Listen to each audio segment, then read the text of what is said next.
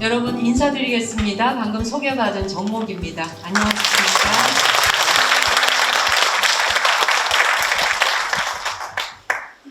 점심 공양은 하셨습니까? 네. 그리고 잘 지내셨어요? 네. 지금 새해 달력이 벌써 오고 가고 하는데 내년 달력 혹시 받으신 분 계세요? 그 손 들어보세요. 와, 여러분은 이미 이제 올해 1년 다 산 거예요, 그렇죠? 네. 이렇게 인생은 화살처럼 한 번 쏘아서 날아가기 시작한 화살은 다시 되돌아오지 않고 관역에 가서 꽂히게 되죠. 그렇죠? 그렇게 1년이라는 시간이 또 훌쩍 갑니다. 뭐 이렇게 살건 저렇게 살건 시간은 흐르고 그리고 또 늙음과 나이 드는 것은 또 어쩔 수 없이 모든 사람에게 찾아오곤 하죠. 그런데 말이에요. 여기 와 계시는 여러분이나 저에게 우리에게 앞으로 한 10년에서 20년 그 정도의 시간이 지나면 우리가 상상도 하지 못했던 또 다른 세상이 펼쳐진다는 거예요. 사실 돌이켜보면 그게 별로 신기하지도 않겠다 싶은 게 예전에는 60까지만 살아도 굉장히 잘 살았다고 축복받고 환갑잔치 했지 않습니까? 근데 지금은 환갑잔치는 촌스럽다고 아무도 안 하잖아요.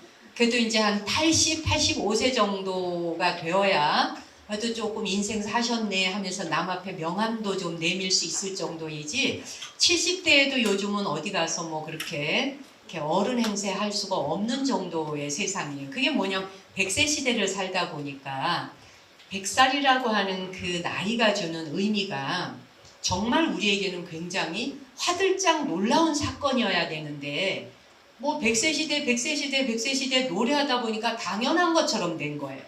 이게 절대 당연하지 않은 사건이잖아요. 그런데 지금 그 10년 사이에 100세 시대라는 걸 훌쩍 넘어서 앞으로 한 20년 정도 뒤에는 200살을 그냥 너끈히 평생 사는 일들이 그냥 사건이 벌어진다는 거예요. 그 이제 줄기세포에 대한 연구가 어디까지 와 있는지 저는 과학자가 아니라 전혀 모르지만 과학자들의 그런 말씀을 들어보다 보면 영생으로 가는 길을 연구한다잖아요.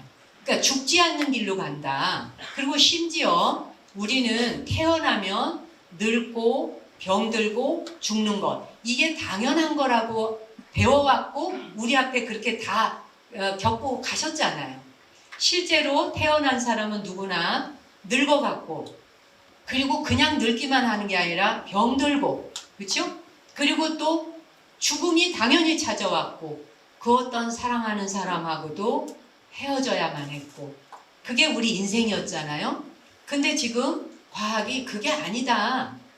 늙는 거, 병드는 거, 죽는 거 그거 그 길로 안 가도 되고 당연하지 않다라고 도전장을 내미는 거예요.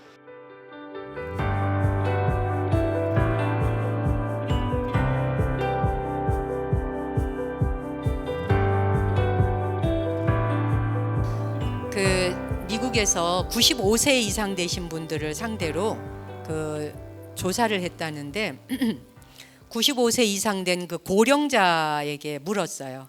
만약 인생을 다시 한번 살 수 있다면 어떻게 살겠습니까? 인생을 다시 한번 살 수 있다면 어떻게 살겠습니까? 라고 물었는데 여러분이라면 어떻게 대답하실 것 같아요? 아직 95세 안 되셨죠, 다. 근데 자기가 95세를 살았다 생각하고 자기에게 그런 질문이 돌아왔다면 다시 한번 인생을 살아본다면 어떻게 살 것 같은지 이거 한번 물어보셔야지 돼요. 자신한테 스스로 한번 물어보셔야지 되는 겁니다. 어쨌든 95세 고령자들이 뭐라고 대답했냐 하면 더 많은 모험을 해보겠다. 더 많은 모험을 해보겠다. 리스크 모어. 더 많은 모험. 모험이라는 건 뭐예요? 위험 부담이 뒤따르더라도 행동해 본다는 거지 않습니까? 안전지대만을 향해서 갈 수만은 없다는 거예요. 근데 우리가 거의 일생을 95년을 살아도 안전한지 아닌지를 계속 돌다리만 두드리다가 와서 95년을 살아왔다면 그 안정과 조심성이 자기의 삶을 행복으로 가는데 보탬이 되어줬냐는 거예요. 두드려봤던 안 두드려봤던 돌다리를 건너오면서 안전하다고 생각했는데 하나도 안전하지 않았죠. 어떤 면에. 별로 안전하지 않았잖아요. 행복인 줄 알고 그걸 두드리고 글로 갔는데 안 행복했을 수 있잖아요. 그러니까는 리스크 모어, 더 많은 모험을 해보겠어. 그리고 또 뭐냐면은 더 많은 성찰을 하겠다. 리플렉트 모어, 더 많은 성찰, 더 많은 사유, 더 많이 나를 돌아보았겠다. 내게 다시 한번 인생을 살아보라 한다면 더 많은 성찰의 시간을 갖겠다. 굉장히 중요한 말이지 않아요? 우리가 자신을 거듭 돌아보고 거듭 성찰하는 시간을 갖는다면 놓치지 않을 수 있는 게 많잖아요. 실패와 실수하지 않을 수 있는 것도 많잖아요. 설령 실수와 실패를 한다 해도 더 많은 성찰을 하다 보면 그게 아무것도 아니었어라고 내려놓을 수도 있잖아요. 그 다음 세 번째가 뭐냐면 더 많은 것에 감사하겠다. Thanks more. 모든 것에 감사했을 거야. 95세 고령자에게 다시 한번 인생을 살 수 있다면 당신은 어떻게 살겠어요? 라고 하고 물었던 이 세 가지를 이야기했대요. 여러분이 한번 대답해 보실래요? 첫 번째 뭐라 그랬어요? 더 많은 모험. 같이 따라해 보시죠. 시작. 더 많은 모험. 그 다음에 더 많은 성찰. 더 많은 성찰을 해보겠다. 세 번째가 더 많은 감사. Thanks more. 더 많은 것들을 감사하겠다. 아니 인생을 다시 한번 살아본다면 이 세 가지를 해보겠어 라고 하는데 이거 사실 어려운 것도 아닌데 우리가 95년을 살아오도록 이게 안 됐다는 얘기죠. 우리나라에 그 정신과 의사 선생님이신데 제가 성함을 지금 기억 못하는데 무슨 박사님이에요. 그분 영상을 제가 얼마 전에 한 달 전인가 봤어요. 그러니까 죽음을 앞둔 사람들, 죽기 직전의 사람들이 선택했는 다시 살 수 있다면 어떻게 살아볼 거냐는 질문을 했대요. 당신에게 다시 살아볼 수 있는 생이 주어진다면, 그리고 다시 태어난다면 어떻게 살아보고 싶으냐, 이 질문을 한 거예요, 우리나라 사람들한테. 그런데 신기하게 질문이 많았어요. 거기에 각자 뭐라고 썼는데 세 가지만은 그 많은 사람들이 거의 똑같은 대답을 했대요. 너무나 신기하지 않아요? 그게 뭔가 한번 들어보세요. 그 하나가 뭐냐 하면 1번, 다시 산다면, 또 내가 다시 태어나 살아본다면 내가 살아보고 싶은 삶을 한번 살아보겠다. 내가 살아보고 싶은 삶을 살아보겠다. 그 다음에 두 번째가 맺힌 거 풀면서 살고 싶다. 내게 다시 생이 주어진다면, 다시 한번 살아보라 한다면 맺힌 거 풀면서 살겠다. 그 다음 세 번째가 나누면서 살고 싶다. 요 세 가지는 질문에서 거의 모든 사람이 똑같이 나왔대요. 신기하죠? 과연 여러분도 여러분에게 다시 태어난다면, 아니면 다시 살아볼 수 있다면 어떻게 살아보고 싶어요? 라고 써보라 그런다면 이 중에 뭔가가 나올 것 같아요? 같은 게 있을 것 같아요? 어떤 것이 같은 게 있을 것 같아요? 나누면서 살고 싶다. 또 맺힌 것을 풀면서 살고 싶다. 또 다른 거 있었어요? 아까 95세 고령자와 지금 죽음을 앞둔 분들의 이야기 중에 공감 가는 거 있으세요? 더 많은 성찰을 하겠다. 이런 것들이 공감이 가죠. 예. 이게 고령의 나이가 되거나 죽음을 직면해서만이 생각해야 할 일이 아니라 수시로 우리 모두가 해야 될 성찰이었던 거예요, 사실은요. 그렇죠? 내가 한번 살아보고 싶은 대로 살고 싶어. 이거는 나 살고 싶은 대로 못 살아봤다는 이야기죠. 거의 질질 끌려가면서 살아왔다는 이야기죠. 어떻게 하다 보니 결혼을 했고, 결혼하다 보니 남편도 아내도 서로가 마음이 맞는 적보다 안 맞는 것을, 도대체 이걸 위해서 왜 인생을 살아야 되고 이걸 위해서 왜 결혼을 했어야만 하는지, 그래도 절대로 절에 가서 출가하겠다는 생각은 없으시잖아요. 그렇죠? 네. 어쨌건 그래서 나 살고 싶은 대로 살아보고 싶어. 나 원하는 대로 살아보지 못한 거예요.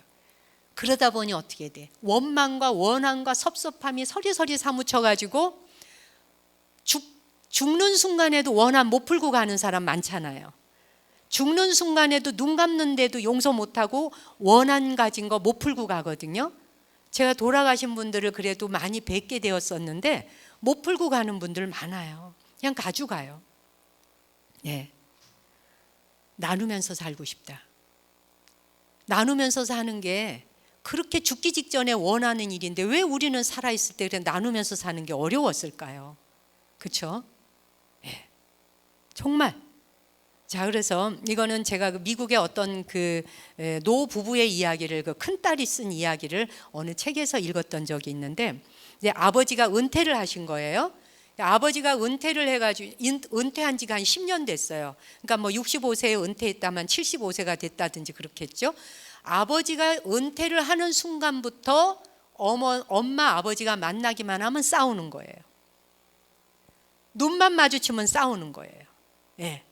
그러고는 아버지는 매일 눈만 뜨면 자기 아내한테 계속 폭언을 하는 거예요. 막말이 막 나오는 거예요.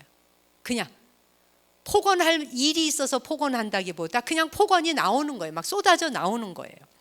그러면은 엄마는 틈만 잠깐 보이면 그 말을 받아서 반박을 또 해요.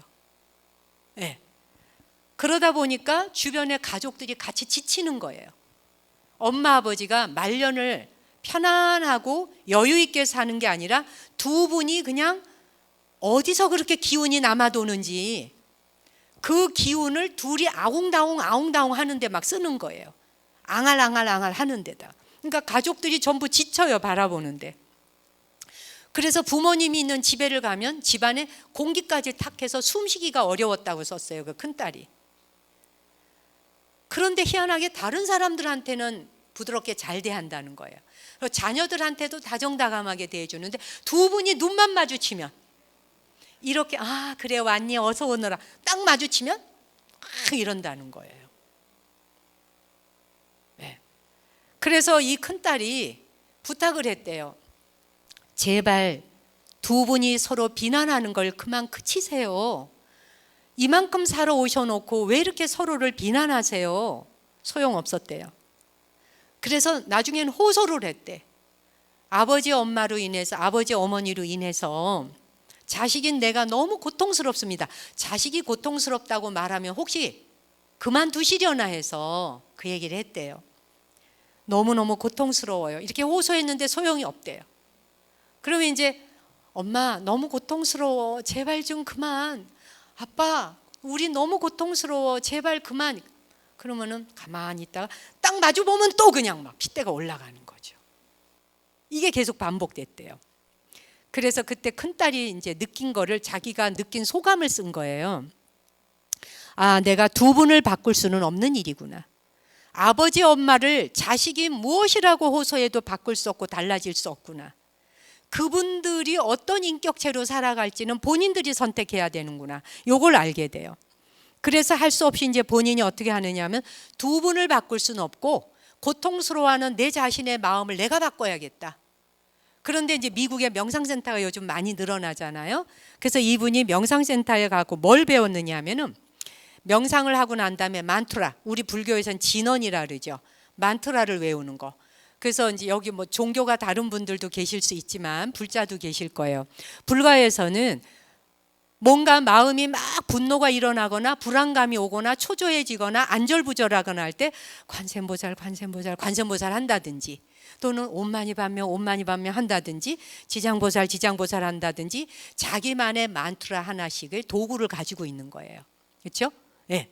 그래서 이것을 바로 옴마니 밤매옴이라고 하는 도구를 티베트 불교가 미국에 많이 나가 있다 보니까 그래서 그 옴마니 밤매옴을 알려주는 명상센터를 다닌 거예요, 이분이. 그래서 자기가 너무나 힘들고 괴로울 때마다 옴마니 밤매옴을 외운 거예요, 마음속으로. 그 진언을 외운 거예요. 그러나 자기 마음은 그것으로 인해 평정심을 찾았지만 부모님은 결국 황혼에 이혼을 하게 됐대요. 두 분이 헤어질 수밖에 없어요. 도저히 같이 살 수가 없었던 거죠. 헤어졌는데 그러나 그 어려운 시기 부모님이 그런 상황에 놓여 있는 걸 바라봐야 되는 자식의 입장에서 부모님의 이혼을 막을 수 없었고 두 분이 그렇게 아웅다웅 앙칼지게 싸우는 것을 말릴 수는 없었지만 그러나 스스로 그런 순간에 내 마음을 고요함으로 돌아올 수 있도록 하는 것, 그것은 나 자신이 할 수 있었고 그런 속에서도 크게 괴로움을 당하지 않을 수 있었다는 내용이었어요. 오늘 제가 여러분과 함께 그런 이야기를 해갈 거예요. 예. 여러분의 부모님 또 아니면 여기 와 계시는 여러분이 이미 정년퇴직하신 분들의 부모님일 세대일 수 있어요. 그러면 남편이 아내를 보거나 아내가 남편을 볼 적에 서로가 의지처가 되어서 서로가 서로에게 기댈 만한 고목나무와 같이 그렇게 서로를 무상의 눈으로 바라볼 수 있는, 정말 세월은 유수와 같아서 세월은 이렇게 흘렀구나, 그러는 사이에 나도 이렇게 늙었는데 이 사람도 이렇게 늙었구나, 그러는 사이에 두 사람은 참 고생하고 살아왔었지, 고생하고 살아오는 동안 우리는 서로를 돌볼 여가도 없었어, 이렇게 마음을 이해하면서 우리의 생은 곧 끝날 것인데, 서로 보고 싶어도 더 이상 볼 수 없는 날이 곧 목전에 다가올 것인데, 이렇게 이해하면서 무상의 원리를 안다고 한다면, 그렇죠? 그런 무상의 원리를 안다면 두 사람이 그렇게 눈만 마주치면 마치 신혼살림 차린 사람들이 몇 년 지난 뒤에 뜻대로 안 된다고 악을 쓰면서 싸우는 것과 같은 다툼을 하지는 않을 것이다. 그런데 두 사람은 뭐예요? 그렇게 힘겹게 살아오고 돈벌이하고 자식 키우느라고 전생애를 바쳤고 아이들 키우느라고 먹는 것도 제대로 못 먹었고 추위와 더위를 다 이겨냈고 새빵 살림살이하고 전전하면서 그야말로 방 한 칸도 없는 곳에서 전전하며 둘이서 사랑이라는 힘만 가지고 희생이라는 힘만 갖고 그렇게 버텨왔건만, 그렇게 지나온 서로를 안쓰럽고 연민의 눈으로 바라볼 수 없는 상황에 이르른 노년, 이 노년이 도대체 무엇이란 말이겠는가?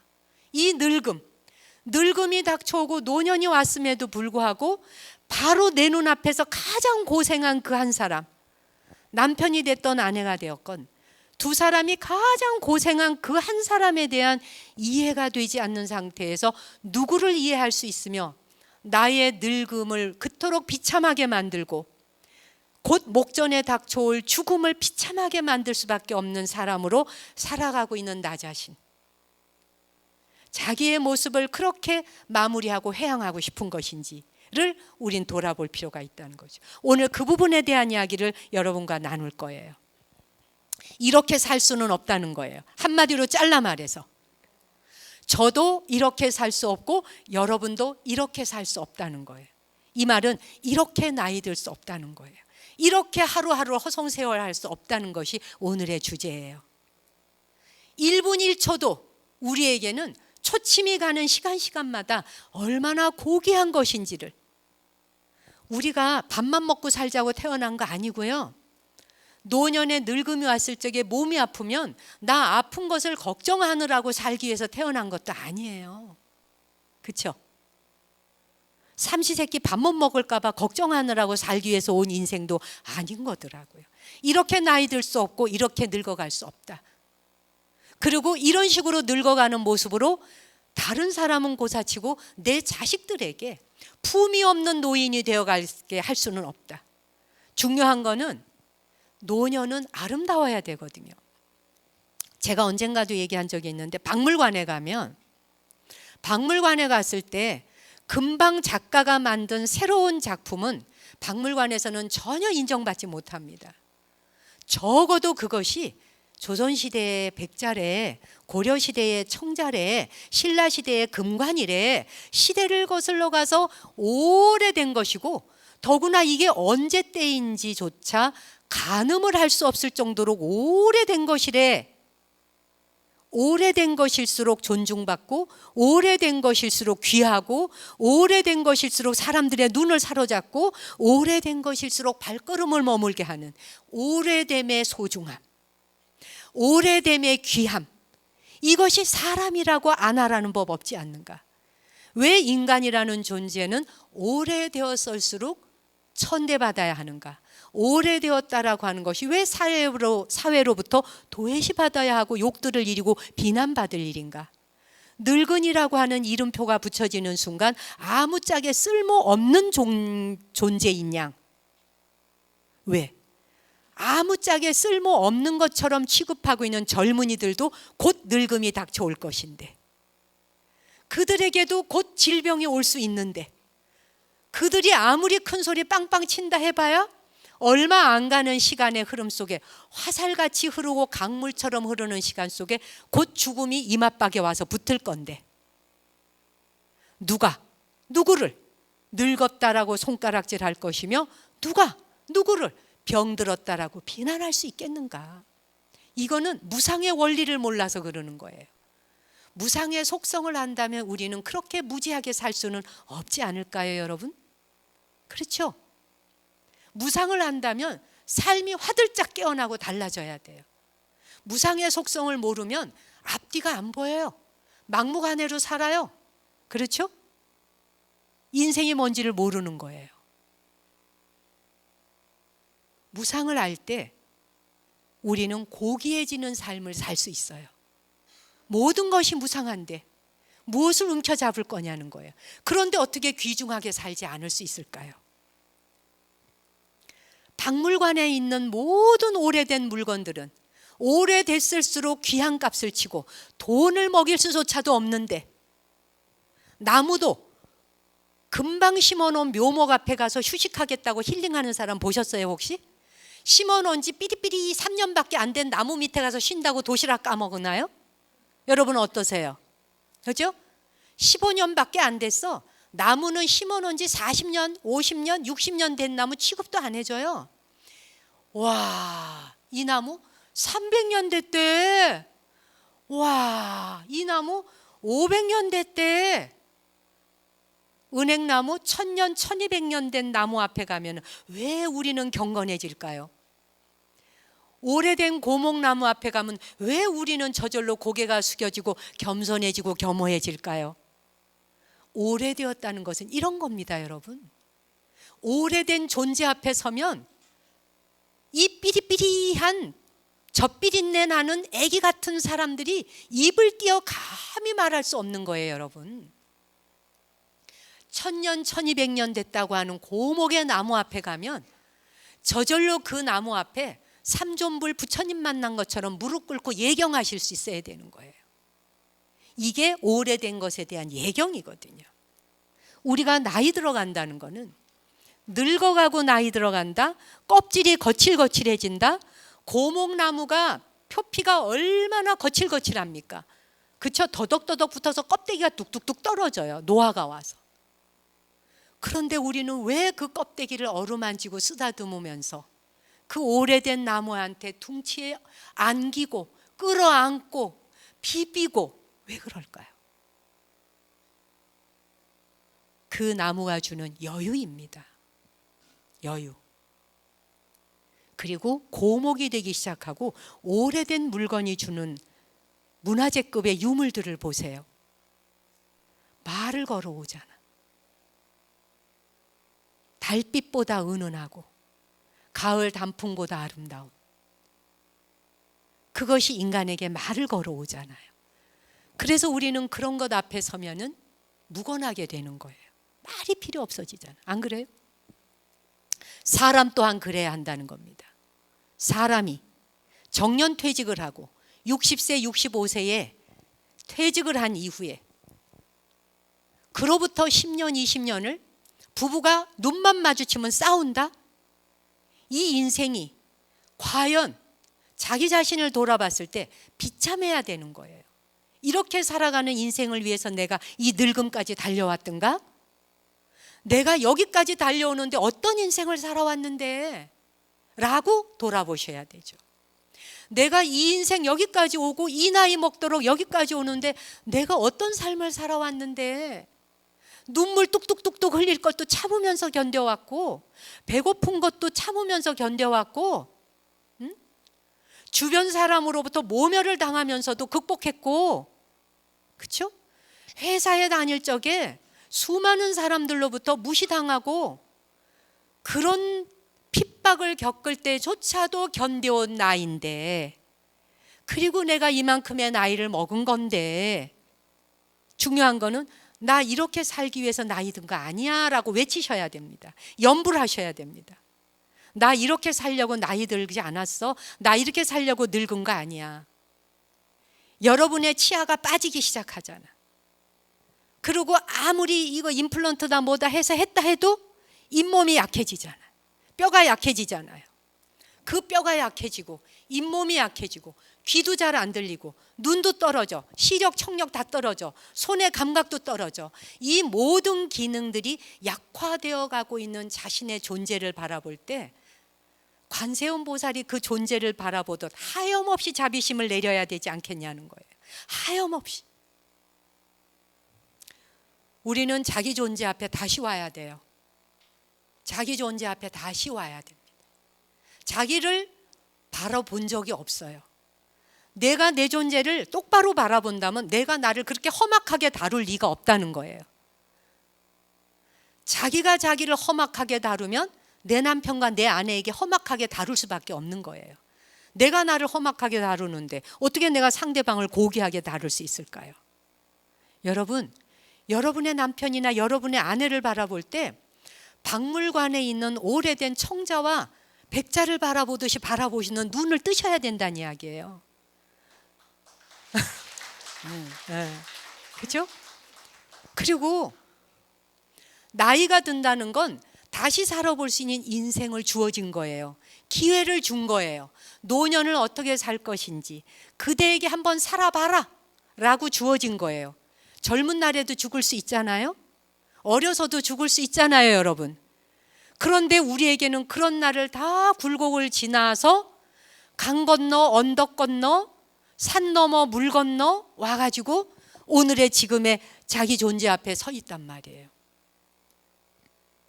이 존재를 바라볼 때 얼마나 가엾고 얼마나 연민의 마음도 나고 그러면서 어느 순간에 얼마나 위대하냐고요.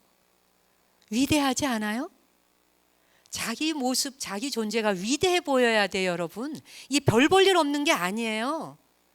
여러분 스스로가 자기 앞에 고귀하고 위대해져야 내 앞에 서 있는 그 짝지도 위대해 보여요. 그래서 오늘 저는 원만한 삶과 인간관계를 이루는데 필요한 4가지 덕목, 우리 불가에서는 이 4가지 덕목을 굉장히 중요하게 생각합니다. 1번이 해시인데 은혜롭게 베푼다. 보통 보시라고 하죠, 불가에서. 보시라고도 하는데 해시라고도 해요. 은혜롭게 베푸는 것. 원만한 삶을 살고 부드러운 관계를 이루는 데에, 그러니까 내 인품과 덕성이 더 나은 사람으로 살아가기 위해서 갖추어야 될 덕목이 세상에는 많아요. 근데 이 4가지는 기본 골격이에요. 이 하이라키는 우리가 살아가는 모든 사람들이 기본 골자로 알아야 되고 이것을 실천하기 위해서 생애를 바쳐야 돼요. 특히 나이가 들수록 더욱더 해야 되는 게 이 4가지예요. 나이가 들어가면서 50대 이후의 사람들이 살아갈 나머지 인생, 50 이후에 살아갈 사람들이 갖춰야 될 덕목, 젊은 사람도 당연히 해야 하지만 이 덕목은 누구를 할 것도 없이 다 해야 하나 나이 드는 사람들에게 제시하기 아주 좋은 거예요. 이거는 뭐 우리 누구라고 뭐 따로 이름 될 게 없어요. 많이 배웠냐 못 배웠냐 부자냐 가난하냐 우리 뭐 출가한 스님 종교인이냐 아니냐 이것도 상관이 없어요. 다 갖추어야 돼. 1번이 뭐냐? 나이가 들어갈수록 해시, 은혜롭게 베푸는 것. 베푸는데 은혜롭게 베푼다는 것. 누군가에게 아까 왜 나누면서 살고 싶다 그랬잖아요. 그렇죠? 죽음 직전에 뭐 하고 싶냐 그러니까 다시 살 수 있다면 나누고 싶어 이랬죠. 해시. 나누고 싶은데 이 나누는 마음가짐이 중요해요. 은혜롭게 베푼다라고 하는 건 뭐냐 하면 베풀었는데 베풀었다는 생각 없이 베푸는 게 해시예요. 이거 되게 어려워요. 그렇죠? 우리는 기브 앤드 테이크예요. 내가 뭔가를 주었으면 준 것만큼 되돌아오길 바래요. 그래서 부부 사이가 정년퇴직 이후 그렇게 싸우는 거예요. 해시가 안 되기 때문에. 은혜롭게 베푸는 게 되질 않아요. 젊은 날에 내가 그렇게 열심히 살면서 돈 벌어다 주고 나는 돈 버는 기계였어? 나도 자식들 키우고 뭐 하는데 가정생활을 하는데 나대로 열심히 살았어. 근데 당신이 나를 이렇게 대접해서 돼? 라고 하면서 또 언성이 높아가죠. 핏대가 세워지고. 돈을 벌어왔을 때 벌어왔지만 은혜롭게 베푼 거 아니었고 가정살림 했으되 은혜롭게 베푼 게 아니었기 때문에 다툼이 끝나지 않는 거예요. 해시란 은혜롭게 베푸는 거예요. 준 것만큼 받겠다는 마음이 없는 게 해시예요. 준 것만큼 받겠다 그러면 여기에는 반드시 싸움이 끼어들어야 돼요. 왜? 계산서가 서로 달라요. 계산서 자체가 영수증 자체가 완전히 틀려요. 아내가 가지고 있는 영수증과 남편이 갖고 있는 영수증이 완전히 다르고 부모가 자식에게 가지고 있는 영수증이 달라요. 이놈아 내가 너를 어떻게 키웠는데 이 영수증. 자식이 부모에게 대해서 가지고 있는 영수증이 달라요. 아무리 계산기를 두드려도 이거는 아귀가 맞지 않아요. 그래서 싸움과 분쟁이 끊이지 않아요. 왜? 은혜롭게 베풀지 않았기 때문에. 은혜롭게 베푼다는 건 뭐예요? 내가 베풀므로써 나에게 복이 됐던 거예요. 함으로써 내게 덕이 됐던 거예요. 그것조차도 안 베풀었다면 내가 무슨 사람 됐을까요? 살아오면서 엄마 노릇, 아내 노릇, 며느리 노릇, 딸 노릇 이런 거 안 했다면 과연 내가 사람이었을까? 그리고 내가 그렇게도 안 살아왔다면 아들 노릇, 남편 노릇, 아버지 노릇, 아들 노릇 뭐 이런 거 했을까? 그렇죠? 여러분들이 은혜롭게 베푼다라고 하는 건 살아온 날에 내가 그렇게 함으로써 누군가에게 도움이 되었고 그렇게 함으로써 내 존재가 성장했던 거예요. 그렇게 안 했다면 내게 이런 건강과 내게 이런 순간이 허락됐을까를 돌아보세요. 지금 여러분 여기 제가 와서 보니 범어도서관이 굉장히 건물도 잘 지어지고 너무 아름다워요. 와서 보니까. 이런 문화적 공간에서 이런 문화적 혜택을 여러분 앞대에 있었던 할머니들이 받아보셨을까요? 지금 여러분 다 누리시잖아요. 그런데도 이 누리는 것이 내게 와닿지 않아요. 심지어 택배가요. 새벽에 와서 배달하는 거 보고 저 놀랐어요. 새벽에 3시에 택배가 와 있다고 문자가 와 있어서 깜짝 놀랐어요. 이런 나라에 우리가 살고 있어요. 택배를 새벽에 1시, 2시, 3시에 갖다 주는 나라. 이게 가능했어요, 여러분? 온 세상이 나를 돕고 있어요. 그렇죠? 이런 시대를 살면서 우리가 고마움과 감사가 넘쳐나느냐? 근데 아까 어떻게 됐어요? 95세 고령자가 다시 살 수 있다면 thanks more, 더 많은 감사를 하면서 살 거야. 95세가 된 뒤에 이런 걸 깨달으면 이미 늦어요. 그죠? 늦기 전에 우리가 깨달아야 돼요. 감사하며 사는 게 안 돼. 해시, 은혜롭게 베푼다. 주었을 때 줬다는 생각이 없으면 다 자기 창고에 저장이 돼요. 근데 여러분이 줬는데 받겠다는 생각은 창고에 저장되는 게 아니라 똔똔이에요. 창고가 텅텅 비어요. 해시로 베푼 것만이 내 창고에 저장돼요. 그것이 내 전생애를 책임지고 다음 생이 있다면 다음 생까지 가는데 내 삶의 뒤에 따라올 재산이 있다면 내 뒤를 졸졸졸 따라올 재산은 해시, 은혜롭게 베푼 공덕이 내 뒤를 따라옵니다. 그것만이 내 창고이고 그것만이 나를 따라요. 남편도 자식도 여러분 따르지 않죠. 근데 은혜롭게 베푼 거는 내 뒤를 따라온다는 얘기예요. 두 번째, 애어라 그랬습니다. 애어. 사랑이 담긴 말을 하는 거.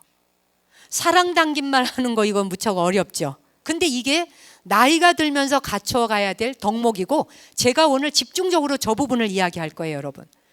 애어에 대한 이야기를 할 거예요. 아시겠죠? 네. 그런데 일단 다 거쳐보겠어요. 사랑이 담긴 말을 한다는 거 저것도 쉬운 일은 아닌데 나이가 들어갈수록 우리가 갖춰야 될 덕목은 비난하거나 빈정거리거나 욕하거나 거칠거나 거짓말하거나 이간질하거나 욕설하거나 험담하거나 궤변을 늘어놓거나 이런 것을 다 하나씩 강물에 버릴 수 있어야 돼. 다 씻어나가고 세척해야 돼. 다 세척할 수 있어야 돼요. 남과 더불어 기뻐할 수 있는 말, 그리고 따뜻한 말, 다른 사람과 말을 할 때 얼굴을 좀 평온하게 하면서 웃음을 띠면서 할 수 있는 말. 그래서 말이라는 것은요, 말에 담겨 있는 내용이 중요한 게 아니에요. 말이 일목요연하고 논리정연하고 완벽하고 똑떨어지고 다 이치에 맞고 타당하다. 이게 중요한 게 아니에요. 말투, 말 분위기가 중요한 거예요. 그래서 상대방은 말을 들을 때 그 말이 합리적이고 논리적이고 합당하고 옳은 말을 듣고 있는 게 아니라 그 말을 하고 있는 사람의 표정과 뉘앙스를 본다는 거예요. 이거 이해하세요? 그래서 말을 할 적에 뭐냐 하면 나는 좋으라고 했는 말인데 표정을 굳혀서 하니까 그거 그렇게 하면 안 돼. 틀리지. 인상 쓰면서 이렇게 해서 옳은 말을 했는데 그 말을 듣는 사람 입장에서는 인상 쓰는 걸 딱 보는 순간 불쾌해지면서 상심이 돼. 옳은 말인데도 불구하고. 그래서 거울 바라보고 여기다가 이 볼펜 하나씩 무세요. 볼펜을 물어서 입술 올라가는 연습하셔야 돼요. 볼펜을 딱 물어보세요. 물면 입꼬리가 올라가게 돼 있어요. 그러면 관상이 바뀌어요. 예, 저렇게 물고 있으면 자동적으로 올라가요. 입모양이 자동적으로. 그럼 뭐가 좋아지냐? 굳어있던 얼굴의 근육, 우리 근육 중에 얼굴의 근육이 제일 많은 거 아시죠? 얼굴의 근육이 그렇게 많기 때문에 가진 표현을 다 할 수 있는 거예요. 말 한마디 안 하고 얼굴로 표현을 다 할 수 있는 거예요. 인상 쓰고 뭐 하고 애들도 얼굴 표정으로 뭐 이렇게 하고 웃고 헤헤거리고 막 모든 좋다는 표정, 나쁘다는 표정, 불쾌하다는 표정, 배고프다는 표정, 아프다는 표정, 행복하다는 표정, 모든 표정이 얼굴에서 다 나오죠. 근육이 여기 제일 많이 붙어 있기 때문이에요. 이 근육을 막 써먹으셔야 돼요. 50대 이상 되면 근육이 더 굳어요, 여러분. 그렇죠? 그런데 산책하는 것도 좋고 운동하는 거 좋지만 몸뚱이 운동만 한다고 되는 게 아니라 얼굴 근육 운동을 하셔야 돼요. 그냥 이유 없이 그냥 웃으세요. 산책하면서도 그냥 웃어요. 그냥. 산책하면서도 뭐 안녕하세요도 안 해도 돼. 왜 안녕하세요 근데 상대방은 아무 말도 안 하고 막 이러고 가거든요. 혼자 상처 입어. 그러지 말고 그냥 웃으면, 뭐 누구를 바라보고 웃은 게 아니에요. 여러분이 미소 띄면서 산책하면 공원을 걸어도 공원에 있는 나무들한테도 웃어주면 안 돼요? 공원에 있는 공기에게도 웃어주세요. 여러분이 산소를 들이마시면서 그 마냥 들이마시는 산소에게 미소를 띠면서 해시를 베풀어주고 있잖아요. 그러면 에어를 해줄 수 있잖아요. 그렇죠? 웃으면서 그냥 하늘을 향해서도 웃어줄 수 있잖아요. 걸어다니는 땅을 향해서도 웃어줄 수 있고 데크를 놓아주신 분에게 데크를 향해서도 웃어줄 수 있잖아요. 대상이 꼭 누구 인간이라 해야 돼요? 요즘 반려견들 많이 키우시잖아요. 반려묘, 그죠? 반려동물들 많이 키우시잖아, 그죠? 그 바라보면서 많이 얼굴 웃게 되죠. 예, 사람한테도 모든 대상에게도 에어 할 수 있다는 거예요. 그래서 누가 찾아오면은 잘 오셨습니다. 오시느라고 수고하셨습니다. 우리 절에서 스님들도 해야 돼요. 이거는요. 우리 스님들 친절하지 않다는 말 전국에서 소문났거든요. 스님들 친절하지 않은 것 때문에 불자들 달아난단 말 정말 많이 들었어요. 그런데도 우리 스님들이 이게 잘 안 고쳐져요. 예. 근데 이거 노력해야 되고 정진해야 됩니다. 신도님이 누가 오시면은 잘 오셨습니다. 오시느라고 고생하셨습니다. 추운데 오시느라고 애쓰셨습니다. 더운데 오시느라 애쓰셨습니다. 잘 오셨습니다. 이게 절대적으로 필요한 거예요. 모두가 다 누구를 할 것도 없이. 그렇죠? 그래서 에어는 욕설하거나 험담하거나 궤변 늘어놓고 거짓말이나 하고 이간질 해가면서 남 괴롭히는 말이 아니라 따뜻한 말, 사랑의 말이 담겨서 누군가를 소생시키는데 상대방을 소생시키기 위해서 내 입으로 했는데 누가 먼저 소생된다? 내가 먼저 소생이 돼. 왜? 그 물을 내가 먼저 먹게 되니까. 감노의 물. 그 다음 세 번째 뭐예요? 이행이에요. 이익된 행동이잖아요. 이익되는 행동을 하는 것을 이행이라 그래요. 예, 이행한다.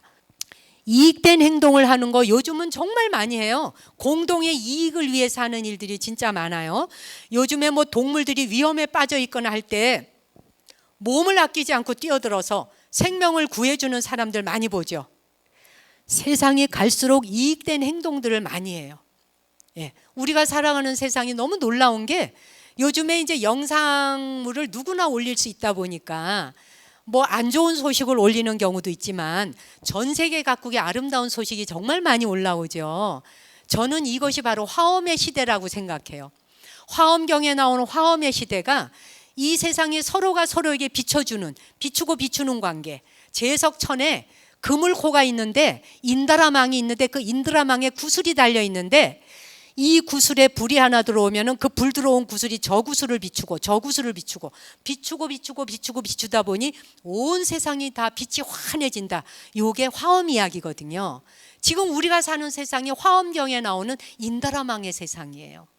하나의 구슬에 불빛이 들어와 그것이 하나 비추니 서로가 비추다 보니 온 세계가 환해져요. 지금 우리가 그런 세상을 살고 있어요. 세계 각국 세상에 여기에서 반대편 나라에서 코끼리가 웅덩이에 빠지고 기린이 웅덩이에 빠진 거를 끌어내기 위해 모든 사람 동네가 다 나와가지고 그걸 끌어내서 살려주느라 난리를 하고 덫에 걸려있는 호랑이와 치타까지 덫을 끊어주면 자기가 위험에 처할지도 모르는데도 불구하고 그 덫을 제거해주는 일을 하잖아요. 위험을 무릅쓰고 그러한 이익된 행동을 통해서 다른 존재의 고통을 덜어주는 일을 하는 거, 이게 바로 이익된 행동을 하는 거거든요. 공동체 의식이 점점점 집단 의식이 상승되어 가는 시대를 살고 있어요. 우리가 진화학적으로 볼 때 예전에는 인간이 더 뛰어난 존재인 줄 알았고 다른 동물과 짐승은 인간보다 못한 줄 알았어요. 근데 요즘에 과학이 발달하면서 무엇을 이제 과학들이 연구를 하다 보니 어느 단계까지 왔나요? 인간은 수많은 종 중에 하나일 뿐, 그렇죠? 수많은 종 중에 하나일 뿐 다른 종에 비해서 인간이 더 뛰어난 게 아니다. 자, 예를 들면 인간에게는 있는 어떤 부분이, 인간에게는 전두엽이 발달했어요. 인간에게 전두엽이 발달해서 이타심이 발동을 해요.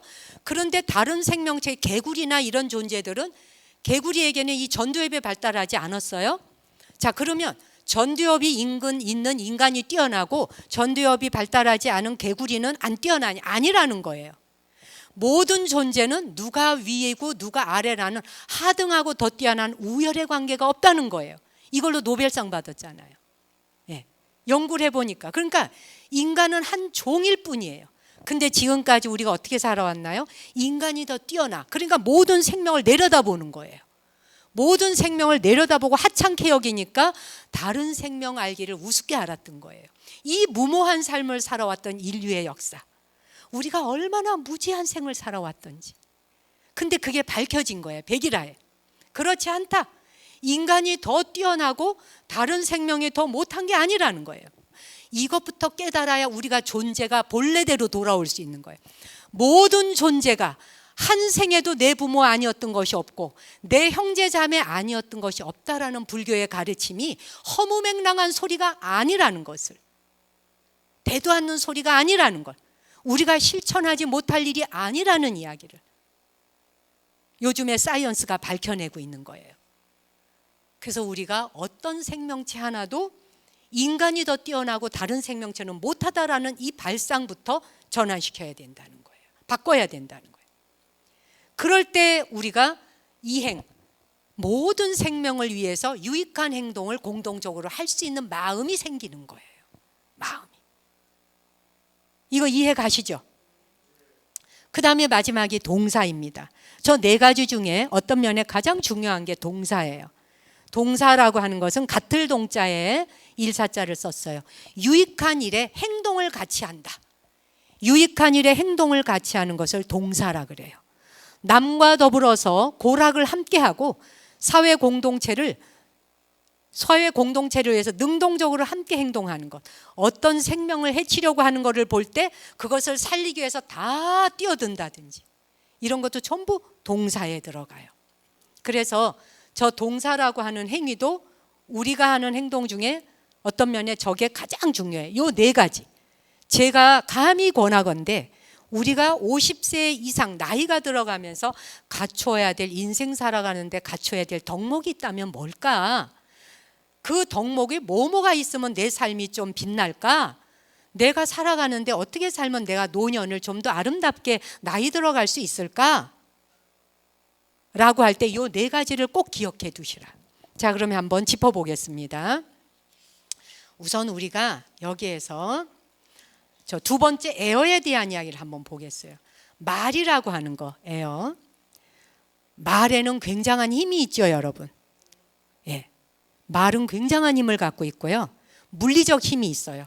그래서 말도 무게가 있고 부피가 있습니다. 말마다 부피가 있고 덩어리가 있어요. 그래서 어떤 말은 핵폭탄 떨어지듯이 하는 말도 있어요. 꽝 한마디 갔는데 그걸로 맞아서 말에 맞아 죽어. 소생이 안 돼. 그 다음에 어떤 말은 쾅 내쳤는데 바위 덩어리가 하나 와서 화자짝 해서 뼈를 다 무너뜨리는 경우도 있어요. 와르르 무너지게. 그렇죠? 말은 이렇게 부피가 있고 무게가 있습니다. 물리적 힘이 있어요. 그리고 말에는 반드시 결과가 따라요. 말이라고 하는 걸 잘했을 적엔 아주 건설적일 때도 있지만 말은 파괴적일 때도 있어요. 그리고 말은 우리의 생활에 활력을 줄 수도 있지만 우리 인생을 완전히 망쳐버릴 수도 있어요. 말 한마디에. 당연하죠. 그리고 말 한마디 잘하면 협심하여 가족과 사회와 그 공동체를 단결시킬 수도 있지만 분열을 시킬 수도 있는 게 말이에요. 달라이라마라는 분 들어보셨죠? 티벳의 스승이신 달라이라마가 사람들에게 법문할 적에 인간이 살아가면서 갖춰야 될 덕목이 있다면 카인드니스, 친절하라. 두 번째도 카인드니스, 친절하라. 세 번째도 카인드니스, 친절하라. 그래서 수행자들이 스님을 뵈러 가면 스님에게 법문 한번 해주십시오라고 하면은 달라이라마가 하시는 말씀은 카인드니스, 카인드니스, 카인드니스. 친절하라, 친절하라, 친절하라. 이 말씀밖에 안 해. 그런데 친절함으로써 반응을 선택하려면 훈련해야 되겠죠. 엄청나게 훈련해야 돼요. 훈련은 반복한다는 뜻이에요. 한 번 해서 안 되면 좌절하지 말고 또 하고 또 하고 또 하고 반복 반복 반복 하다 보면 어느 순간에 마음이 평온해지는 순간이 오는 거예요.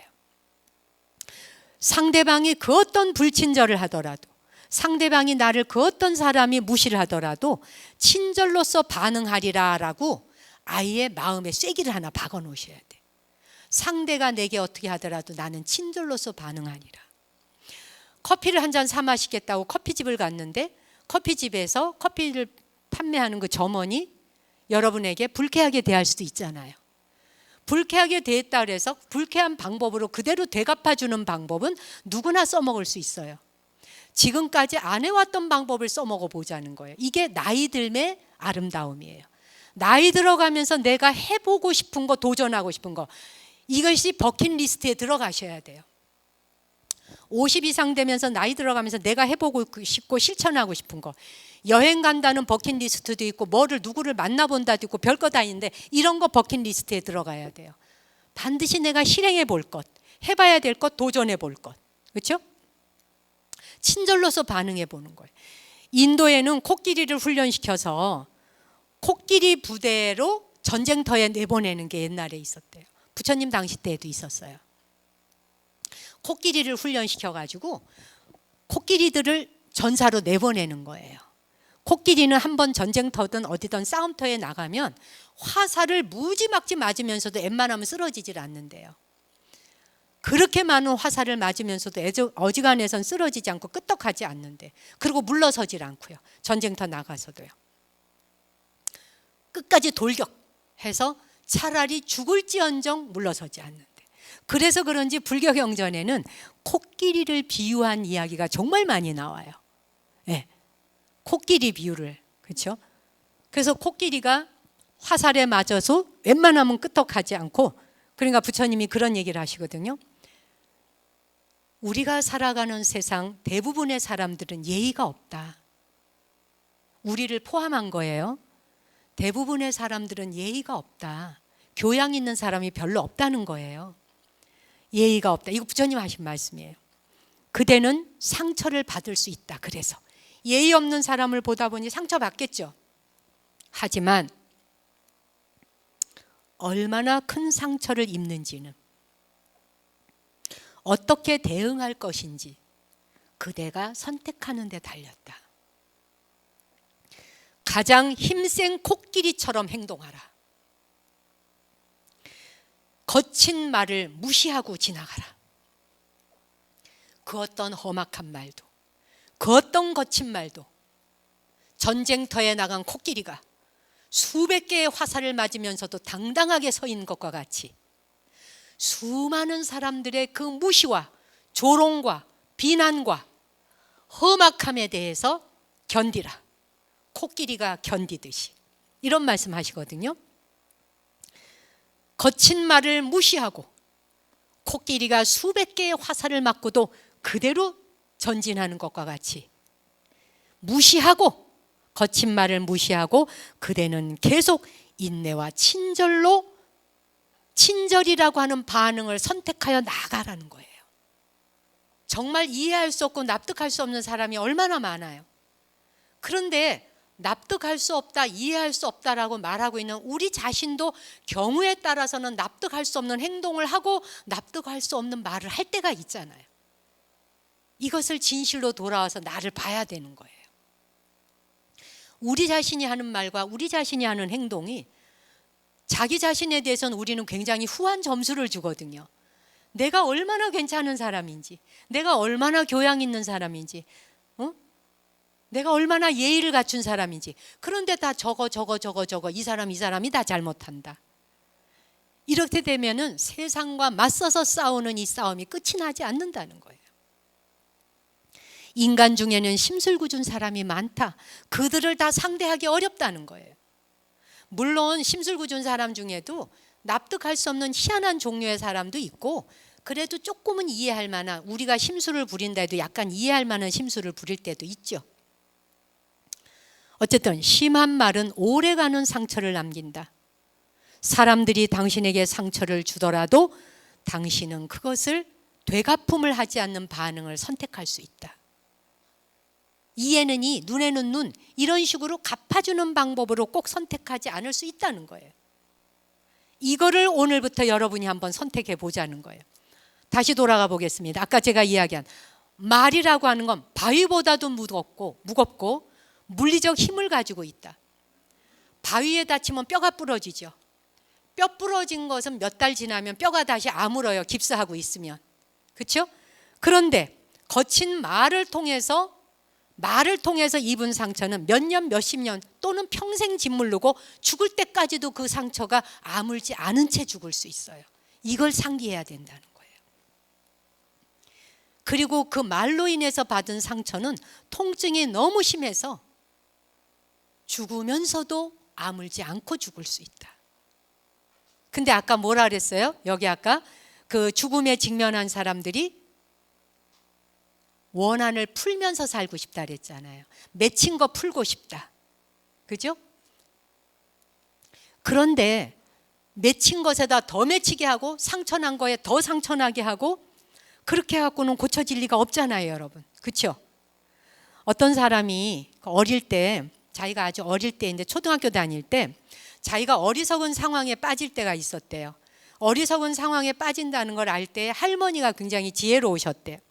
할머니한테 가서 여쭤봤대요. 할머니라면 이런 상황에서 어떻게 하시겠어요? 라고 물었대요. 그랬더니 할머니가 이렇게 대답하더래. 얘야, 나라면 그런 상황에 빠지지 않을 거야. 그런 상황에 빠질 조건을 만들지 않는다는 거야. 아예. 이미 빠져버렸는데 그 구렁텅이에서 어떻게 나와야 돼요를 물을 일이 없이 살아야 된다는 거예요. 이게 어렵다라고 말하겠지만 아까 좀 전에 이야기한 누군가가 나에게 무시를 하고 험악하고 거친 말을 하더라도 내 쪽에서는 친절로 가는 길을 선택하겠다라고 작심하라. 마치 뭐와 같이 100개의 화살을 맞은 코끼리와 같이 이겨내라는 거예요. 그렇죠? 저도 가끔 어떨 때 이렇게 물을 때가 있어요. 제가 전국 강연을 다니다 보면은 제 자신도 이제 뭐 좀 어렵거나 힘들거나 할 때가 있을 때 제가 묻는 게 있어요. 제 자신이. 제가 지금도 기억나. 7년 전에 바로 여기 동대구역이에요. 그때 여기 공사하고 있었습니다. 동대구역. 제가 여기 강연 다닐 때 동대구역이 꽤 오랫동안 공사했어요. 네. 근데 막 공사 중이니까 기차가 올 때까지 기다리는데 막 칼바람이 불어오는 거예요. 겨울에. 그 차가 곧 올 시간이, 열차가 올 시간이 됐으니까 위에 가서 대기할 수도 없고 그 앞에 서 있는데 막 칼바람이 불어와요. 막 발도 시렸고 매일매일 강의를 다니다 보니까 뭐 어렵고 힘들어요. 그때 제가 거기 서서 그 동대구역에 서서 했던 거라 제 기억이 나요. 부처님이시라면 이 순간에 어떻게 하셨을까? 이렇게 제가 물어요. 아까 그 손주가 할머니라면 이 상황에서 어떻게 하시겠어요? 라고 물었듯이 제가 물어요. 저도 저 자신한테 부처님이시라면 이 상황에서 어떻게 하셨을까? 이렇게 물으면 답이 바로 나와요. 뻔하잖아요. 여러분도 여러분만의 누군가에게 묻는 게 있어야 돼요. 지혜로운 분, 현명한 분이 있는데 그분이라면 이 상황에서 어떻게 했을까? 상대방에게 언성을 높여 핏대를 세워서 소리를 지르며 폭언과 막말을, 거친 말을 내뱉기 전에 혓바닥을 통해서 총알이 이미 튀어나간 다음에는 상대방의 가슴에 가서 박혀버린 상태예요. 박힌 총알은 수술해서 빼내도 아물기 어려워요, 여러분. 혓바닥에서 총알이 날아가기 전에 혀를 지그시 어금니로 깨물고 이 상황에서 그분이라면 어떻게 하셨을까를 자기 안에 한번 물어야 돼요. 그렇게 해서 멈추는 역할을 한번 해야 돼. 브레이크를 밟아야 돼. 엑셀레이터를 밟고 막 달려가고 전진하는 차에다가 쭉 브레이크를 밟아줘야 돼. 툭툭툭 밟아서 속도를 늦춰줘야 돼요. 누군가가 무례하게 굴어도 똑같이 무례하게 답을 주는 식으로 하지 않겠다라고 작심하자는 거예요. 나는 아름답게 나이 들 거야. 오늘부터 연불하듯이 외워보세요. 나는 아름답게 나이 들 거야. 그리고 내가 나이 드는 내 모습을 내가 책임질 거야. 다른 사람이 나를 알아주지 않아도, 내 자식이 나를 알아주지 않아도, 내 아내가, 내 남편이 나를 알아주지 않아도 나는 내 인생이 말년에 함부로 망가지도록 방치하지 않을 거야. 함부로 살도록 내버려 두지 않을 거야. 뭐와 같이? 박물관에 가면은 오래된 역사적 유물을 마주하는 것과 같이, 오래된 천년된 고목나무를 마주하는 것과 같이 나는 그런 고귀한 존재로 살 거야 라고 스스로에게 만투라를 하시라. 진언을 하셔라. 이해 가시죠? 못할 거 없잖아. 그렇죠? 자, 그래서 이제 그 에어에 대한 거 하나 이야기해 드릴게요. 사랑의 말. 우리가 그 남아프리카에 한 부족이 있는데 옛날에 이제 그 아프리카에 사는 부족들은 부족 안에서 누군가가 잘못을 하거나 이러면 그 사람을 그 부족 공동체 안에서 내쫓아 버리거나 해서 영원히 돌아오지 못하게 하는 부족도 있었다 그러고요. 또는 그 사람을 몇 달간 어디 그 만들어 놓은 집안에 가두어서 몇 달 동안 그 참회를 해서 스스로 개가천선하도록 만들어주는 시간을 가진 뒤에 다시 돌아오게 한다든지 뭐 부족들마다 그런 게 있었대요. 그런데 그 아프리카 부족 중에 한 부족은 이렇게 했대요. 그 마을 공동체 안에서 누가 잘못을 저질렀어요. 용서받기 어려운 잘못을 저질렀을 때 용서받기 어려운 그리고 그 부족에 엄청난 해를 끼쳤어요. 근데 이 부족들이 이 사람을 어떤 식으로 그 죄업을 참회하게 하느냐. 마을에 데려가서 그 마을에 한가운데다 세워놓고 이제 마을의 큰 공동체에 운동장이 있다고 생각하세요. 그래서 거기다 여기는 그 왜 뭐 두구동인가 뭐 공원 있잖아요. 그렇죠? 뭐 그런 곳에 큰 운동장에 가서 하여튼 또 세워놨어요. 그래서 그 사람을 거기에 가운데다 세워놓고 그 다음에 그 주민들이 빙 원형으로 둘러앉는데요. 둘러앉아가지고 죄를 저지른 이 한 사람에게 이 부족민들 한 사람 한 사람씩 돌아가면서 자기가 그 사람에 대해서 기억하는 미담을 한마디씩 돌아가면서 하는 거예요. 미담, 아름다운 말. 그래서 내가 아플 때 저 아이가 나에게 약을 갖다 준 적이 있어. 자기가 아는 바 기억하는 거. 그 사람에게 해식, 그 사람이 내게 베풀어 주었던 것을 잊지 않고 고마워하는 거. 그것을 한 사람씩 돌아가면서 부족민이 다 말을 하는 거예요. 그리고 우리 집에 물이 안 나와가지고 물이 없어서 내가 몸은 아프고 물은 없고 먹을 물이 없어서 쩔쩔 맬 때 나한테 물동이를 하나 이어서 갖다 준 적이 있어. 이런 식으로. 그 사람이 어떤 선한 행위를 했는지에 대한 거를 자각시키는 거예요.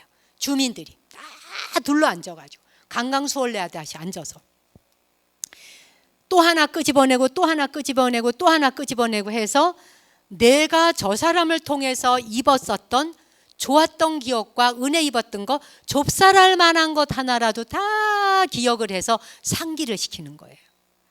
그렇게 하다가 보면은 점심 먹고 시작했는데 저녁에 해가 다 질 때까지도 그 사람에 대한 아직도 그 좋은 말을 하는 시간이 아직도 나온대. 이 말은 뭐냐? 그 부족들이 이 존재가 잘못을 저지른 것이 다가 아니라 잘못을 저지를 수도 있지만 네 안에는 이렇게 엄청난 선의의 행동을 할 수 있는 착한 성품이 있단다라고 하는 걸 일깨워주는 시간을 가지면서 정화 시간이 있는 거예요. 정화를 하는 거예요. 그 시간에. 그러면은 주민들로부터 그 이야기를 듣는 동안 이미 까마득히 다 잊어버렸던 것을 상기를 시켜주니까 이 사람은 듣다 보니까 내가 그런 일을 했었네. 내가 옛날에 그랬었네. 내가 저 사람한텐 그랬네. 베풀었네. 그러는 사이에 이 사람은 어느 결에 죄를 저지른 죄인으로서 낙인 찍혀 끝나는 인생이 아니라 주민들에 의해서 선행을 했는 것을 다시 자각하게 되고 자기 안에 숨어 있었던 착한 성품이 다시 기억이 올라오면서 정화가 되는 거예요. 이 의식이 다 끝나고 나면 동네 사람이 일제히 다 일어나서 손에 손을 잡고 춤을 추면서 죄를 저지른 그 사람을 동네 사람이 같이 춤을 추면서 받아들여지면서 부족의 한 일원으로 정화되어진 그 사람을 다시 받아들이는 의식이 있어요. 너무 아름답지 않아요? 네, 나는 이 부족에게 정말 큰 박수를 보내주고 싶어요. 저는 우리나라에 아니면 각 지역에 이런 문화가 형성되어져서 일단은 제일 중요한 건 가족부터 해보는 거예요. 가족끼리 둘러앉아서 생일날 있잖아요. 생일날 맨날 케이크 갖다 놓고 불 끄고 생일 축하합니다. 생일 축하합니다. 하고 후 불 끄고 축하해. 케이크 잘라 먹고 단 음식 먹고 배부르고 그리고 또 음식 시켜 먹고 이것이 과연 생일을 맞이하는 것의 전부일까? 생일날을 맞이하고 축하하는 것부터 좀 바뀌면 안 될까? 특히 그것이 아이들은 그것으로 즐거움을 삼으니까 아이들의 문화는 그렇다 하더라도 젊은이들의 문화는 그렇다 하더라도 50 이상 나이가 들어가면서까지 우리가 케이크에 불 켜놓고 불 끄고 생일 축하 노래 부르고 케이크 하나 안 사다 주고 생일 기억 못하면 삐지고 싸우고 내 생일도 기억 못하다니. 생일에 대한 문화부터 바꿔보자는 거예요. 가족이 모였을 때 좋아요. 케이크는 놓고 해요. 좋습니다. 떡을 갖다 놓든 뭘 갖다 놓든 축하하고 난 다음에 생일을 맞이한 그분에게 그분이 살아오면서 그게 아버지 생일이었다. 그러면은 내 남편이 살아오면서 얼마나 애썼고 힘들었고 좋았는지 살아오면서 남편이 분명히 좋은 일을 했을 수가 있다는 거지.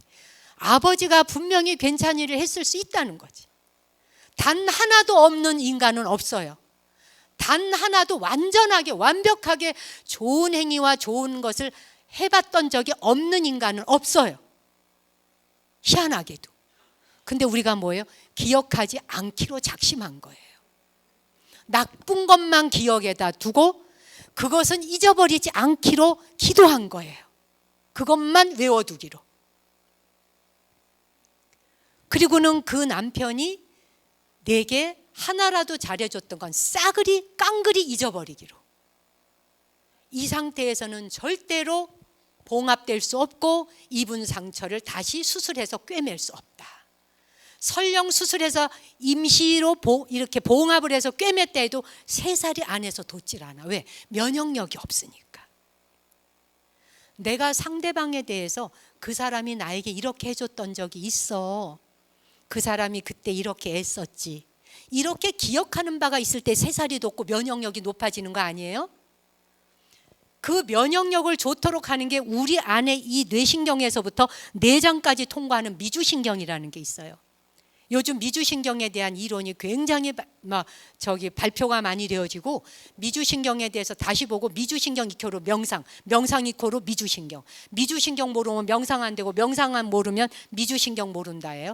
이 두 개가 결합되어 가는데, 그 말은 뭐냐? 그냥 거두절미하고, 미주신경이라고 하는 건 내가 흥분되어 있고 들떠 있고 스트레스 받고 막 그런 상황이 있을 때 스트레스를 다운받는, 아까 코끼리가 100개의 화살을 맞고도 이겨내는 것과 같이, 누가 나를 무시하고 거친 말을 하는데도 그것을 차분한 마음으로 친절로 대갚아 주리라라고 반응하는 순간 미주신경을 통해서 바로 부교감 신경이 작동을 하는 거예요. 안정된 생각을 가지면서 부교감 신경이 작동할 때 어떤 효과가 일어나냐, 면역력이 상승하는 거예요. 그런데 뭐예요? 나이가 들수록 안 그래도 면역력이 떨어지는데, 노인이 될수록 면역력 얘기하잖아요. 면역력이 관건이라면 면역력을 높여주기 위해서 뭘 해야 되는가? 약 먹는다? 맛있는 거 먹는다? 운동한다? 산책한다? 이거는 부수적인 거예요, 여러분. 면역력을 높이기 위해서 할 수 있는 건 뭐예요? 우리의 신경, 그중에 미주신경은 뇌에서부터 통과해갖고 안면신경 전체에 다 있어요. 예, 미친 듯이 달려간다. 우리 몸에 퍼지지 않은 데가 없다 해서 미주, 달릴 주자를 써요. 다 달려가서 도착하지 않고 연결되지 않은 데가 없다 해서 미주신경이라는데, 그게 내장까지 연결돼 있어요. 그러니까 뭐예요? 속상한 소리를 들으면 속이 뒤틀리면서 소화가 안 되면서 위장이 차가워지면서 소화가 안 되면서 콱 먹은 게 체해. 이 전부 미주신경이 관련하는 거예요. 그러니까는 속상한 소리를 듣더라도 관계없이 먹는 건 먹는 거고, 음식은 내 속에 들어가는 거지 네 배에 들어가는 거 아니다. 이렇게 먹어야 소화가 되는 거 아니겠어요? 그렇죠? 저 사람이 했는 말을 귀에 콱 집어넣어가지고 여기 딱 콱 집어넣으니까 여기서 콱 맥혀가지고 소화 안 되고 들어간 음식이 돌덩이가 되거나 독이 되는 거예요. 독이 돼갖고 나만 고생해. 귀로 들어온 것도 독인데 여기까지 집어넣어갖고 내 몸뚱이 괴롭히고 내 면역력 떨어뜨리고 나만 손해예요. 이렇게 살 수는 있다 없다? 없다. 이렇게 살 필요가 있다 없다? 없다. 이렇게 살 필요 없다. 이렇게 살 수는 없다. 해보세요. 이렇게 살 수는 없다. 시작. 이렇게 살 필요 없다. 시작. 그렇죠. 그럼 어떻게 살아야 돼? 친절로서 대응하고, 상대가 어떻게 하느냐와 관계없이 내 삶은 내가 책임진다. 내 말년 내가 책임지다. 내 노년 내가 책임진다. 어떻게? 더 나은 사람으로, 더 발전적인 사람으로, 더 성장하는 사람으로. 내 면역 체계는 의사에게 맡기거나 음식에 맡기는 게 아니라 내 자신의 성격과 생각을 바꾸어서 내 면역 체계는 내가 책임진다. 그렇지? 네. 이게 굉장히 중요한 거예요. 네. 그래서 햇이 아까 쭉 나왔던 말이에요. 보셨죠? 네. 은혜롭게 베풀고 사랑 담긴 말하고 이익된 행동하고 유익한 행동을 한다. 아까 제가 이야기했던 이거, 여러분들이 앞으로는 생일을 맞이할 때, 여기 와 계시는 모든 분들 다 자기 생일 맞이할 때 생일을 맞이하고 생일을 축하하는 방법 하나 바꾸자. 부부가 둘러 앉아있건 자식들이 바빠서 못 올 수도 있잖아요. 부부가 함께 앉아있을 때 케이크 하나 딱 촛불 켜놓고 축하해주고 끄고 난 다음에, 그 다음에 아내의 생일일 때 남편이 뭐 당신 이래서 고생했고 어쨌고 저쨌고 뭐 고생했는 얘기는 읊을 거 없어요. 1절 2절 3절 읊다가 보면 원망밖에 안 나와요. 그런데 뭐냐면 아내가 고생한 거 읊어주다 보면 나도 왜 그럴 수밖에 없었냐 하면서 자기 변명을 하게 돼. 이거는 도움이 전혀 되지 않아요. 그래서 생일 케이크 불 다 끈 다음에 마주 앉아서 아내의 생일을 맞이했다 남편이, 당신이 얼마나 아름다운 사람인지를, 박물관에서 이조백자를 보고 고려 청자를 바라보고 신라시대에 금관을 쓰신 부처님을 바라보듯이 바라보면서 내 아내가 살아온 날에 고마웠던 것을 읊으시라. 내 기억 안에 당신이 그때 이렇게 해줬어. 나 그때 굉장히 곤란했을 때였거든. 나 당신에게 도움받았어. 그런 말 하는 걸 쑥스러워하는 경상도 남자들 싸그리 바뀌어야 돼. 싹 바뀌어야 돼. 그런 말을 하는 걸 낯간지러워한다? 낯간지러워한다? 그렇게 해서 얼굴 굳혀서 어디다 써먹을 건데. 저승사자하고 마주 대면하는 것밖에 할 일이 없어요. 우리는 지금 그런 게 다 무모한 것이며 어리석은 것을 깨닫고 새롭게 태어나서 살아가는 시대를 맞이하고 있어요. 미래는 바로 이런 거예요. 미래는 우리가 죽은 이후 10년, 20년을 미래라 하지 않아요. 지금 이 순간 잘못된 생각을 내다 버리는 게 미래예요. 지금 이 순간 지금까지 살아왔던 삶에서 아니 올시다를 옳은 줄 알고 잘못 살아왔던 삶을 쓰레기통에 내다 버리는 것이 미래예요. 바꾸는 게 미래예요. 그렇죠? 내 남편의 생일날에 당신이 나에게 고마웠던 거, 당신이 얼마나 훌륭했던 거, 당신이 가족들을 위해 어떤 노력을 했는지를 상기시키고 기억시키는데 1시간을 투자해 보세요. 1시간을. 우리 다시 살아야 돼요. 우리는 제2의 인생을 사는 거고요. 젊은 날 살아왔던 삶은 한번 살아보라고 주어진 거고요. 그냥 살아온 거예요. 이제부터 제대로 살아야 돼요. 이제부터예요, 인생은. 지금부터. 그런데 혼자 힘으로 어렵기 때문에 가족이 생일 축하 파티 할 적에 음식 앞에, 케이크 앞에 그 사람이 어떤 존재였는지, 얼마나 선량한 사람이었고 그대가 얼마나 가족을 위해서 노력했는지를 상기시켜주는 기도부터 하셔라. 서로에게 의미 있게 살다 가야 되잖아. 그냥 나이 들어가고 그냥 건강한 몸으로 100년을 산다? 그거는 약이나 먹고 음식이나 먹고 그렇게 해서 100살을 산다? 그게 이 인류와 이 세계에 어떤 유익함을 줄 것인가? 우리 자신에게 물어보자는 거예요. 남한테 물을 것도 없어요. 내가 어떤 인간으로 살면서 60을 살고 70을 살고 80을 살 것인가? 스스로에게 물어봐야 된다. 그렇죠? 그렇게 해서 자기 자신을 모든 존재, 나 자신부터, 그리고 본인 자신한테도 그렇게 해야 돼요. 나 자신에게도 내가 얼마나 선량한 성품이 내 안에 숨어 있었는지를 내가 나에게 말해주는 시간을 하루에 5분 이상 꼭 가지셔야 돼요. 자기를 위한 기도 시간, 자신을 위한 기도 시간 꼭 가지셔야 돼요. 나 잘난 척 하라는 게 아니에요. 내 존재가 어느 때 어떤 행동을 통해 남에게 도움을 준 적이 있는지를 상기하셔라. 그렇게 해서 자기에게 기운을 북돋우시라. 그래야 남을 탓하지 않고 남을 원망하지 않을 수 있고, 그래야 민원을 줄일 수 있고, 민원공화국이 친절공화국으로 다시 탄생할 수 있는 나라. 왜 남의 나라에선 이 나라를 그렇게 좋다고 대한민국 K-팝, K-스타, K-드라마, K-영화 난리를 치는데 K-친절 없으란 법 없잖아요. K-카인드니스가 이 나라에서 나갈 수 있지 않겠나? 그것이 우리 한 사람 한 사람으로부터 출발해 볼 수 있지 않겠나? 그것이 앞으로 다가올 미래이며 그것이 차세대 아이들에게 남겨줄 유산이라고 하는 걸 상기하자는 겁니다. 그것이 우리 삶의 목적이고 의미이고 살다가 죽음의 순간에도 부끄럽지 않게 눈 감을 수 있는 것이고, 임종이 다가오는 순간에 부끄럽지 않게 눈 감을 수 있는 것, 그게 뭘까요? 친절한 베풀고, 친절하게 말하고, 친절하게 행동하고, 친절하게 함께 행동하는 것. 연세가 드신 분들일수록 더욱더 고개를 숙이면서 아유 수고 많으십니다, 애씁니다, 아유 젊은이 애써요. 이 직원들을 보면서도 얼마나 고생이 많아요, 우리한테 이렇게 도움 줘서 고마워요. 돈 들어요 이거? 돈 들어요 여러분? 돈 하나도 안 들어. 공짜로 해주시면 돼. 하루에 10번만 복을 짓고 다녀보세요. 수고했어요, 고마워요, 애쓰네요. 오늘 나가시면서도 여기 관계자분들을 만나면 아이고 덕분에 오늘 좋은 말 듣고 가네요, 너무 고마워요, 다음에 또 올게요. 얼마나 좋아. 그러면 이곳에서 일하는 사람들이 힘이 날까요 안 날까요? 살기 힘든 세상에 서로 힘을 빼는 식으로 살지 말고 서로 힘내서 같이 살자. 내일이 미래가 아니라 오늘 이 순간이 미래다. 하겠죠? 하실 수 있겠죠? 고맙습니다.